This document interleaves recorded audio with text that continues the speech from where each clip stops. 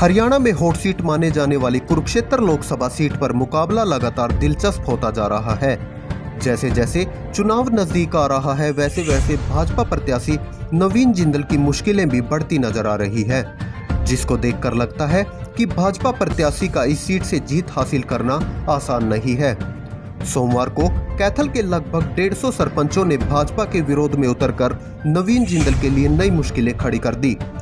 तितरम गांव के सामुदायिक केंद्र में सरपंचों ने इंडिया गठबंधन प्रत्याशी सुशील गुप्ता को खुलकर अपना समर्थन दे दिया।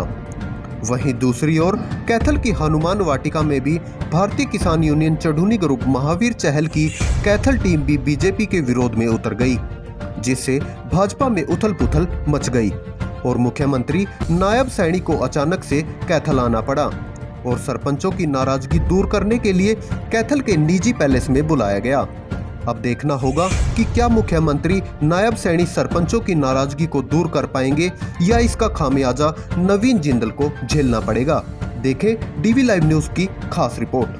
सरपंच खेड़ी गुलामड़ी, वाइस प्रेसिडेंट जिला कैथल सरपंच एसोसिएशन। आज सभी सरपंच साथी कैथल जिले के जितने भी ब्लॉक हैं सभी सरपंच साथियों को यहाँ पर बुलाया गया और सबके के साथ अपना डॉक्टर सुशील गुप्ता जी को इंडिया गठबंधन पूरे कैथल जिले की सरपंच एसोसिएशन को समर्थन देने के लिए डॉक्टर साहब। तो कितने सरपंच टोटल समर्थन है, कितने सरपंच हैं? आज तकरीबन 150 के आसपास सरपंच साथी जो कैथल जिले से यहाँ पर पहुँचे। आज कैथल जिले की सरपंच एसोसिएशन ने इंडिया गठबंधन को, डॉक्टर सुशील गुप्ता को, झाड़ू को समर्थन दिया। ये समर्थन बिना शर्त है, ये समर्थन बीजेपी के जुल्मों के खिलाफ है। भारतीय जनता पार्टी ने जो सारे सरपंचों के सारे गांव के विकास के कार्य रोक रखे, जो छोटी चुनी सरकार को छोटी सरकार नहीं मानती, अपने क्लर्कों के माध्यम से, अपने बाबुओं के माध्यम से राज करना चाहते हैं, गांव की स्थिति को बुरे हाल के अंदर ले आए। और यही कारण है कि आज भारतीय जनता पार्टी का एक भी गांव में पोस्टर, झंडा, बैनर नहीं है। गांव के अंदर वो जा नहीं पा रहे और जाते हैं तो ऐसे जाते हैं आगे पीछे पुलिस की गाड़ी, जैसे एक बहुत बड़ा अपराधी जा रहा होता है तो उसको सुरक्षा की जरूरत है, कई लोग मार ना दें। ऐसी स्थिति के अंदर बीजेपी के कैंडिडेट कहीं कहीं एक आधे गांव में जाते हैं, परंतु हर जगह उनका पूरा विरोध है। सरपंच एसोसिएशन जो चाहते हैं गांव का विकास हो, सरपंच एसोसिएशन जो चुनाव लड़ा ये मान के लड़ा कि हम गांव का भला करेंगे, और इनका सारा समय इस बीजेपी ने बर्बाद किया। सारा समय केवल एक लड़ाई में लग गया कि इनके अधिकार वापस करें। ये कोई बीजेपी से खैरात नहीं मांग रहे थे। भारत सरकार का पंचायती राज एक्ट पास किया हुआ, वो राज्य सरकार के अंदर भी लागू है।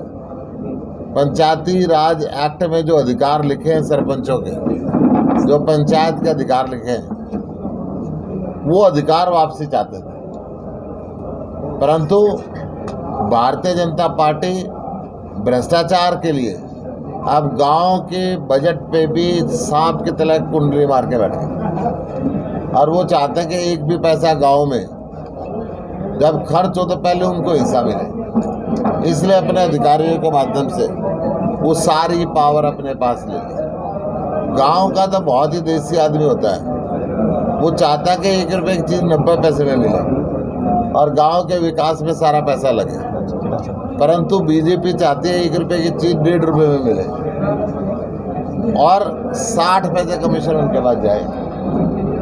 तो ये जो स्थिति है, इस स्थिति का पूरे हरियाणा के अंदर विरोध हो रहा है। आज कैथल की पूरे जिले की सरपंच एसोसिएशन ने समर्थन दिया है। पहले 2 ब्लॉक पहले ऑलरेडी समर्थन दे चुके थे, आज सारे ब्लॉकों ने समर्थन दिया। सारे सरपंच एसोसिएशन के पदाधिकारी और मेंबरान यहाँ पर आए हैं। मैं दिल की गहराई से इनका आभार व्यक्त करता हूँ और इनको विश्वास दिला रहा हूँ कि इंडिया गठबंधन की सरकार आएगी और जैसे पहले सरपंचों का अधिकार होते थे वो सारे अधिकार वापस दिए जाएंगे ताकि गांव का विकास कर सकें।